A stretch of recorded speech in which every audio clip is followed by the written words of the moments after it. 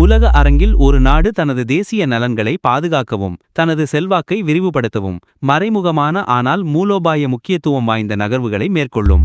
உலகளாவிய அதிகார சமநிலையின் மாற்றம் மற்றும் இந்திய பெருங்கடல் பிராந்தியத்தின் பெருகிவரும் புவிசார் அரசியல் முக்கியத்துவம் ஆகியவை இந்தியாவின் இத்தகைய மூலோபாய நகர்வுகளுக்கு உந்து சக்தியாக அமைகின்றன. இத்தகைய ஒரு நகர்வுதான் ஓமனில் அமைந்துள்ள துக்ம் தளத்தில் இந்தியா செய்திருக்கும் முதலீடு மற்றும் பாதுகாப்பு ஒத்துழைப்பு ஒப்பந்தம். இது வெறும் ஒரு துறைமுக ஒப்பந்தமாக இல்லாமல் இந்திய பெருங்கடல் பிராந்தியத்தில் இந்தியாவின் மறைக்கப்பட்ட புவிசார் அரசியல் வியூகத்தின் ஒரு முக்கிய அங்கம் என்பதை ஆழமாக புரிந்துகொள்வது அவசியம். அரேபிய கடலில் அமைந்திருக்கும் ஓமன் நாட்டின் துக்ம் துறைமுகம் அதன் இயற்கையான ஆழமான நீர்வழித்தடங்கள், பெரிய அளவிலான கப்பல்களை கையாளும் திறன் மற்றும் ஹோர்முஸ் ஜலசந்திக்கு அருகாமையில் உள்ள மூலோபாய இருப்பிடத்தால் உலக நாடுகளின் கவனத்தை ஈர்த்து வருகிறது. 2018ஆம் ஆண்டு பிப்ரவரி 22 அன்று இந்தியா ஓமனுடன் துக்மு துறைமுகத்தை இராணுவ மற்றும் தளவாட தேவைகளுக்காக அணுகுவதற்கான ஒரு புரிந்துணர்வு ஒப்பந்தத்தில் கையெழுத்திட்டது. இந்த ஒப்பந்தம் இந்திய பெருங்கடல் பிராந்தியத்தில் இந்தியாவின் செல்வாக்கை பலப்படுத்தும் ஒரு முக்கிய நடவடிக்கையாக உலக அரங்கில் பார்க்கப்படுகிறது. ஹோர்முஸ் ஜலசந்தி என்பது உலக கச்சா எண்ணெய் போக்குவரத்தில் சுமார் 1/3 பங்கை தினசரி சுமார் 20 மில்லியன் பேரல்கள் கையாளும் ஒரு முக்கிய கடல்வழி பாதை ஆகும். இது உலக எரிசக்தி பாதுகாப்பிற்கு அத்தியாவசியமானது. இங்கு எந்த ஒரு நாட்டின் இராணுவ பிரசனமும், குறிப்பாக தளவாட ஆதரவு மையமும் உலக எரிசக்தி விநியோகச் சங்கிலிக்கு பாதுகாப்பை உறுதி செய்வதில் முக்கியத்துவம் வாய்ந்தது. துக்ம் துறைமுகம் ஒரு பல்துறைமுக திட்டமாக உருவாக்கப்பட்டு வருகிறது. இது சரக்கு போக்குவரத்து, கப்பல் கட்டும் மற்றும் பழுதுபார்க்கும் வசதிகள், குறிப்பாக பெரிய உலர் கப்பல் பழுதுபார்க்கும் தளம் மற்றும் எண்ணெய் சுத்திகரிப்பு ஆலைகள், ஓமன் மற்றும் கொய் கூட்டு முயற்சியான OQ-8 துக்கும் சுத்திகரிப்பு ஆலை என பல அம்சங்களை உள்ளடக்கியது. இந்த வசதிகள் இந்திய கடற்படைக்கு தனது கப்பல்களை பழுதுபார்க்கவும், எரிபொருள் நிரப்பவும் மற்றும் நீண்ட காலம் நிலைநிறுத்தவும் ஒரு அரிய வாய்ப்பை வழங்குகிறது. இது இந்திய கடற்படையின் செயல்பாட்டு வரம்பை ஆபரேஷனல் ரீச் மேற்கு இந்திய பெருங்கடலில் கணிசமாக அதிகரிக்கிறது. இந்தியா தனது கிழக்கை நோக்கி செயல்படும் கொள்கை ஆக்ட் ஈஸ்ட் பாலிசி, மேற்கை நோக்கி செயல்படும் கொள்கை ஆக்ட் வெஸ்ட் பாலிசி மற்றும் பிராந்தியத்தில் அனைவருக்கும் பாதுகாப்பு மற்றும் வளர்ச்சி சாகர் போன்ற கொள்கைகளின் கீழ் இந்திய பெருங்கடல் பிராந்தியத்தில் தனது இருப்பை வலுப்படுத்த முயற்சிக்கிறது. இந்திய பெருங்கடல் பிராந்தியம் உலக வர்த்தகத்தில் சுமார் 80 விழுக்காடு கடல்வழி எண்ணெய் போக்குவரத்தையும் 33 விழுக்காடு மொத்த சரக்கு போக்குவரத்தையும் கையாள்கிறது. இந்த பிராந்தியத்தின் பாதுகாப்பு மற்றும் நிலைத்தன்மை இந்தியாவின் பொருளாதார மற்றும் பாதுகாப்பு நலன்களுக்கு நேரடியாக பிணைந்துள்ளது.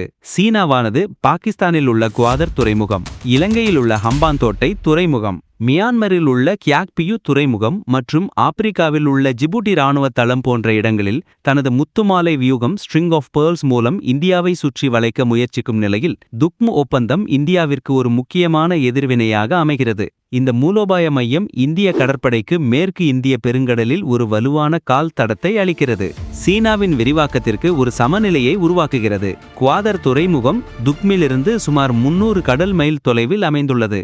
இது இந்தியாவிற்கு ஒரு கண்காணிப்பு மற்றும் விரைவு எதிர்வினை தளமாக துக்மை மாற்றுகிறது. இது இந்தியாவின் நிகர பாதுகாப்பு வழங்குனர், நெட் செக்யூரிட்டி புரொவைடர் என்ற நிலையை வலுப்படுத்துவதோடு மேற்கு இந்திய பெருங்கடலில் இந்தியாவின் கடல்சார் பாதுகாப்பு கட்டுப்பாட்டை மேரிடைம் டொமைன் அவேர்னஸ் கணிசமாக மேம்படுத்துகிறது.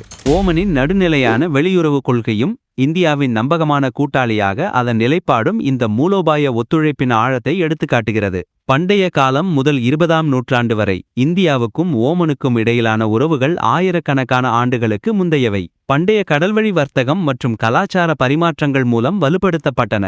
1950களில் தொடங்கி இரு நாடுகளும் தூதரக உறவுகளை ஏற்படுத்தி பாதுகாப்பு ஒத்துழைப்பை படிப்படியாக வளர்த்தன. 2008 இரு நாடுகளும் பாதுகாப்பு ஒத்துழைப்புக்கான புரிந்துணர்வு ஒப்பந்தத்தில் கையெழுத்திட்டன. இது இராணுவ பயிற்சிகள் மற்றும் பாதுகாப்பு உபகரண பரிமாற்றத்திற்கான ஒரு கட்டமைப்பை வழங்கியது.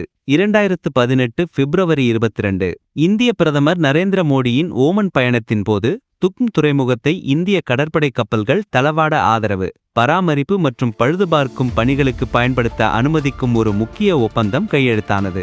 இந்த ஒப்பந்தம் ஓமன் இந்தியாவுக்கு ஒரு சிறப்பு அந்தஸ்தை அளிக்கிறது. இது பிராந்தியத்தில் உள்ள மற்ற நாடுகளுக்கு இல்லாத ஒரு சலுகையாகும். 2018 முதல் இன்று வரை ஒப்பந்தம் கையெழுத்தான பிறகு இந்திய கடற்படை கப்பல்கள் துக்மு துறைமுகத்திற்கு பலமுறை சென்றுள்ளன. உதாரணமாக, இந்திய கடற்படை கப்பல் INS மைசூர், INS தர்காஷ் மற்றும் INS திரிசூல் போன்ற கப்பல்கள் துக்மிற்கு சென்று எரிபொருள் நிரப்புதல் மற்றும் பராமரிப்பு பணிகளை மேற்கொண்டுள்ளன. இரு நாடுகளும் கூட்டு கடற்படை பயிற்சிகளையும் உதாரணமாக நசீம் அல் பஹர் கடல் காற்று தொடர்ந்து நடத்தி வருகின்றன. இந்த பயிற்சிகள் பரஸ்பர செயல்பாட்டு திறனை மேம்படுத்துகின்றன. துக்ம் தளம் வெறும் ஒரு தளவாட மையமாக மட்டுமில்லாமல் இந்தியாவின் நீண்டகால புவிசார் அரசியல் நோக்கங்களுக்கு ஒரு வலுவான அடித்தளமாக அமைகிறது. கடற்படை செயல்பாட்டு வரம்பு. இந்திய கடற்படையின் ரோந்து பணியில் ஈடுபடும் கப்பல்களுக்கு இது ஒரு வசதியான நிறுத்துமிடமாக செயல்படுகிறது. இது எரிபொருள் நிரப்புதல், கப்பல் பழுது பார்த்தல், பராமரிப்பு மற்றும் தளவாட ஆதரவு போன்ற தேவைகளுக்கு உதவுகிறது. இதனால் இந்திய கடற்படையின் செயல்பாட்டு வரம்பு மத்திய மற்றும் மேற்கு இந்திய பெருங்கடலில் கணிசமாக அதிகரிக்கிறது. இது நீண்டகால கடற்படை பிரசன்னத்தை உறுதி செய்து இந்திய கடற்படையை ஒரு நீலநீர் கடற்படையாக ப்ளூ வாட்டர் நேவி மாற்றும் இந்தியாவின் அபிலாஷைகளுக்கு துணை புரிகிறது. கடல்வழி வர்த்தக பாதைகள் பாதுகாப்பு.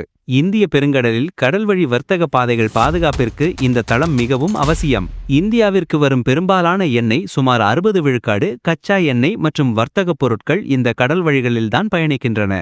துக்ம் தளத்தின் மூலம் இந்தியா இந்த பாதைகளில் ஏற்படும் அச்சுறுத்தல்களுக்கு கடற்கொள்ளை, பயங்கரவாதம் விரைந்து பதிலளிக்க முடியும். மனிதாபிமான உதவி மற்றும் பேரிடர் நிவாரணம். பிராந்தியத்தில் ஏதேனும் இயற்கை சீற்றங்கள் அல்லது நெருக்கடிகள் ஏற்படும்போது இந்தியா விரைந்து செயல்பட இந்த துறைமுகம் உதவும். இது இந்தியாவின் பிராந்திய பாதுகாப்பாளர் என்ற பிம்பத்தை மேலும் வலுப்படுத்தும். உதாரணமாக 2013ஆம் ஆண்டு ஏமன் நாட்டிலிருந்து இந்தியர்களை வெளியேற்றும் ஆபரேஷன் ரஹத் போன்ற நடவடிக்கைகளுக்கு இத்தகைய தளங்கள் மிகவும் பயனுள்ளதாக இருக்கும். பொருளாதார ரீதியான ஒத்துழைப்பு. துக்ம் சிறப்பு பொருளாதார மண்டலத்தில் இந்தியா கணிசமான முதலீடுகளை செய்துள்ளது. இந்திய நிறுவனங்கள் துறைமுக உள்கட்டமைப்பு மேம்பாடு, எண்ணெய் சுத்திகரிப்பு ஆலைகள் மற்றும் பிற தொழில்களில் முதலீடு செய்ய வாய்ப்புகள் உள்ளன. இரு நாடுகளுக்கும் இடையே சுமார் 5 பில்லியனுக்கும் அதிகமான டாலர்களுக்கு மேல் இருதரப்பு வர்த்தகம் நடைபெறுகிறது. இந்த ஒப்பந்தம் வர்த்தக மற்றும் முதலீட்டு வாய்ப்புகளை மேலும் பெருக்கும். இந்தியாவிற்கு மத்திய கிழக்கு நாடுகளிலிருந்து வரும் எரிசக்தி விநியோக பாதுகாப்பிற்கு துக்ம் ஒரு முக்கிய மையமாக அமையும். ராஜதந்திர மற்றும் இருதரப்பு உறவுகள். ஓமன் இந்தியாவின் மிக நம்பகமான மூலோபாய பங்காளிகளில் ஒன்றாகும். ஓமனின் நடுநிலை வெளியுறவுக் கொள்கை இந்தியாவுக்கு இப்பிராந்தியத்தில் ஒரு நம்பகமான கூட்டாளியாக செயல்பட உதவுகிறது.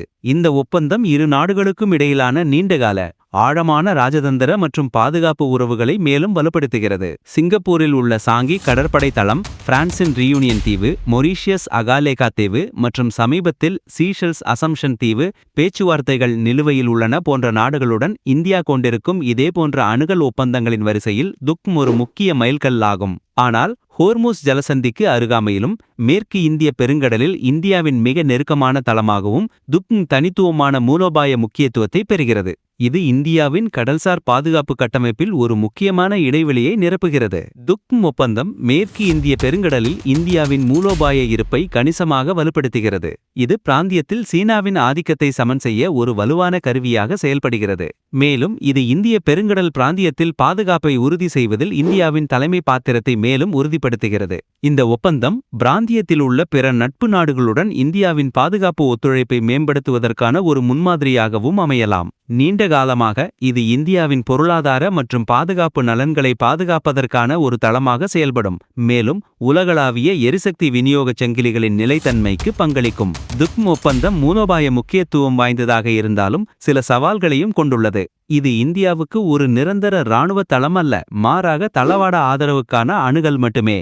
ஓமனின் வெளியுறவு கொள்கை மற்றும் பிராந்தியத்தில் உள்ள பிற நாடுகளுடனான அதன் உறவுகள் இந்திய கடற்படையின் செயல்பாடுகளில் சில வரம்புகளை ஏற்படுத்தலாம். மேலும் இத்தகைய தூரத்தில் உள்ள தளவாட ஆதரவு மையத்தை பராமரிப்பதற்கான நிதிச் செலவுகள் கணிசமானதாக இருக்கும். சில ஆய்வாளர்கள் இது சீனாவின் முத்துமாலை வியூகத்திற்கு ஒரு நேரடி போட்டியாக இருந்தாலும் சீனாவின் ஆழமான மற்றும் பரவலான முதலீடுகளுக்கு ஈடான ஒரு பெரிய மாற்றத்தை உடனடியாக ஏற்படுத்தாது என்றும் வாதிடுகின்றனர். பிராந்தியத்தில் இந்தியாவின் அதிகரித்த பிரசனம் சில சமயங்களில் பிற நாடுகளின் பாதுகாப்பு உணர்வுகளை தூண்டலாம் என்பதையும் கருத்தில் கொள்ள வேண்டும். ஓமன் நாட்டின் துக்ம் துறைமுகம் வெறும் ஒரு தளவாட மையமோ அல்லது வர்த்தக மையமோ மட்டுமல்ல. இது இந்தியாவின் வளர்ந்து வரும் புவிசார் அரசியல் அபிலாஷைகளின் ஒரு அமைதியான ஆனால் சக்தி வாய்ந்த வெளிப்பாடாகும். உலக அரங்கில் ஒரு முக்கிய சக்தியாக உருவெடுக்கும் இந்தியா தனது தேசிய நலன்களை பாதுகாக்கவும், தனது செல்வாக்கை விரிவுபடுத்தவும், தனது எரிசக்தி பாதுகாப்பை உறுதிப்படுத்தவும், பிராந்தியத்தில் நிலைத்தன்மையை மேம்படுத்தவும் இதுபோன்ற மூலோபாய நகர்வுகளை தொடர்ந்து செய்து கொண்டே இருக்கும். இந்த மறைக்கப்பட்ட வியூகங்கள்தான் நாளைய உலகின் அதிகார சமநிலையை தீர்மானிக்கும் முக்கிய காரணிகளாக அமையும். துக்ம் ஒப்பந்தம் இந்தியாவின் பாதுகாப்பு மற்றும் பொருளாதார நலன்களுக்கு ஒரு நீண்டகால மூலோபாய சொத்தாக பார்க்கப்படுகிறது. இது இந்திய பெருங்கடலில் சீனாவின் வளர்ந்து வரும் செல்வாக்கை சமன் செய்ய இந்தியாவிற்கு ஒரு வாய்ப்பை வழங்குகிறது. மேலும் பிராந்தியத்தில் இந்தியாவின் கடற்படை சக்தியை திட்டமிடவும் அதன் தேசிய நலன்களை பாதுகாக்கவும் ஒரு அத்தியாவசிய கருவியாக செயல்படும்.